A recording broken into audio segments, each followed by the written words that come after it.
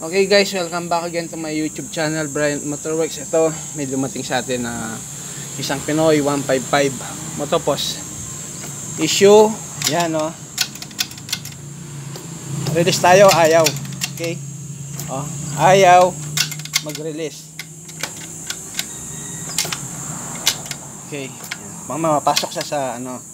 Pero kapag mag-release ka na hanggang doon siya hirap. Ayaw o. Ayaw na. Kaya ang ginagawa ni Sir, ka-clutch lang siya para hindi mamatay. Okay, bubuksan natin yung clutch side para malaman natin kung ano yung sira. Okay, shoutout pala kay Sir. Ito siya. Okay. Okay, yan. Konti lang. Yan. Yan guys, nabuksan na natin. Tatanggalin ko lang yung rotor at yung kanyang clutch housing. Yan guys, ayaw no, tigas.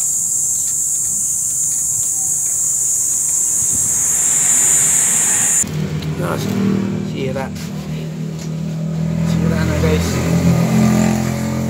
Hirap na siyang magano dito sa kanyang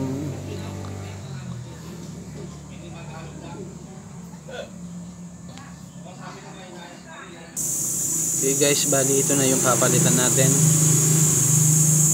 Wala na, wow. Tapos pag na pati na rin ito, ayan o, halos may tama na yung mga okay, ito yung papalitan natin, pati na rin yung spring nya para maganda, smooth. Okay guys, ayan, nakapalit na tayo. Same lang po yan ng pan TMX 155 guys. Okay, parehas lang yan. Yung camshaft ito, yung star na to, pati yung spindle na to. Okay, pati yung stopper drum spring ito. Pinalitan natin yung tatlo na yan guys. Parehas lang ng TMX yan. Okay guys, yan ulitin natin yung pinalitan natin dyan. Ito yung gear shift cam, yung star. Ito yung gear shift spindle, pati yung stopper drum spring ito.